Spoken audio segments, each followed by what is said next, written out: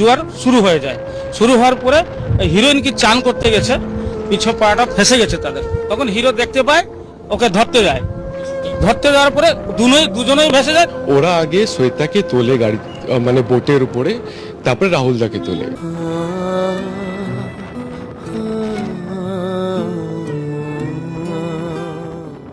ভোলে বাবা পার কারিগর outdoor shoot ছিল দীঘার নিকটবর্তী ওড়িশার তালসারিতে।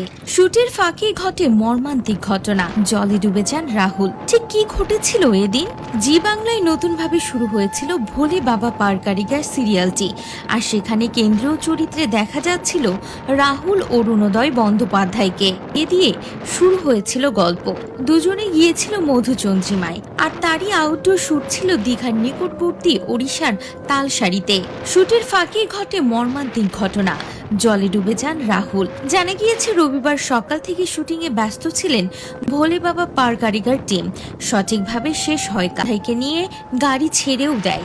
শুটিং ইউনিটের এক ব্যক্তি আনন্দবাজারকে জানান যে শুটের পর একাই জলে নামেন রাহুল। পাড়ে দাঁড়িয়েছিলেন ধারাবাহিকের নায়িকা শ্বেতা, আর তিনি হঠাৎ চিৎকার শুরু করেন, রাহুল দা ডুবে যাচ্ছে। এরপর সকলে মিলে সাথে সাথেই নামেন উদ্ধারে, এমনকি সমুদ্র থেকে